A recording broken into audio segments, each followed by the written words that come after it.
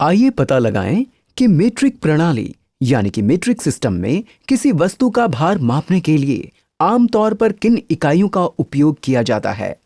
मैंने यहाँ भार को इन्वर्टेड कॉमास में लिखा है क्योंकि हम जिन इकाइयों के बारे में बात करने जा रहे हैं वे तकनीकी रूप से द्रव्यमान यानी कि मास की इकाइयां हैं। वैज्ञानिक दृष्टि से भार और द्रव्यमान में अंतर है। ये दोनों आपस में संबंधित हैं। द्रव्यमान या मास का मतलब है कि इस वस्तु के अंदर कितना पदार्थ या तत्व है, जबकि भार वो बल है जिसके द्वारा गुरुत्वाकर्षण किसी वस्तु को नीचे की ओर खींचता है। पृथ्वी पर अगर किसी वस्तु का द्रव्यमान अधिक होगा तो उसका भार भी अधिक होगा, और अगर किसी वस्तु का भार अधिक है तो इसका द्रव्यमान अधिक होगा। और इसलिए रोजमर्रा की भाषा में इन शब्दों की आपस में अदला बदली की जा सकती है। हम बाद में जानेंगे कि इनके मतलब अलग अलग हैं, लेकिन अभी इस वीडियो में कुछ इकाइयों के बारे में जानने के लिए हम इन शब्दों की अदला बदली करेंगे।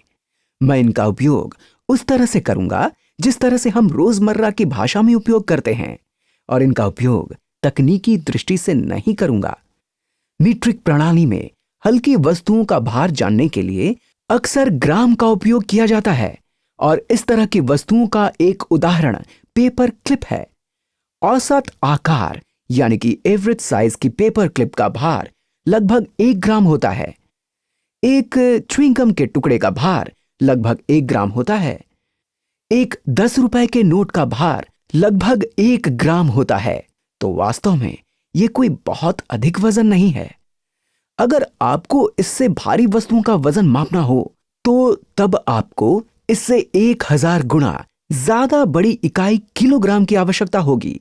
और जैसा कि इकाई के नाम से पता लग रहा है, किलो का मतलब है 1000, इसका मतलब है 1000 ग्राम। ज्यादातर लोग अपना वजन किलोग्राम में मापते हैं। उदाहरण के लिए मेरा वजन लगभग 70 किलोग्राम है। अगर आप कल्पना करना चाहते हैं कि 1 किलोग्राम कितना होता है तो इसके लिए 1 लीटर पानी लीजिए। आप 1 लीटर की कल्पना 10 सेंटीमीटर गहरे घन या क्यूब के रूप में कर सकते हैं, जिसकी चौड़ाई 10 सेंटीमीटर और ऊंचाई 10 सेंटीमीटर है।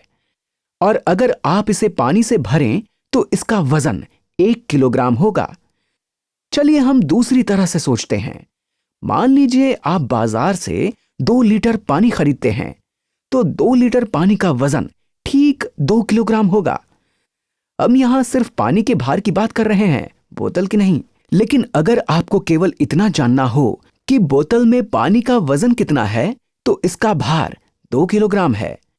तो अगर आप बड़ी वस्तुओं या ज्यादा मात्रा में द्रव्यों यानी कि फ्लूइड्स का भार जानना चाहते हैं तो किलोग्राम का उपयोग किया जाता है।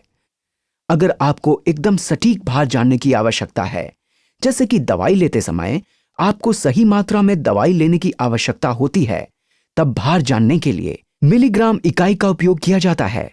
1 मिलीग्राम 1/1000 ग्राम के बराबर होता है, या 1 ग्राम का 1000वां हिस्सा होता है। आप समझ सकते हैं कि किसी पेपर क्लिप या किसी नोट के वजन का 1/1000वां हिस्सा बहुत छोटा होगा। इसलिए दैनिक जीवन में इस इकाई का अधिक उपयोग नहीं किया जाता।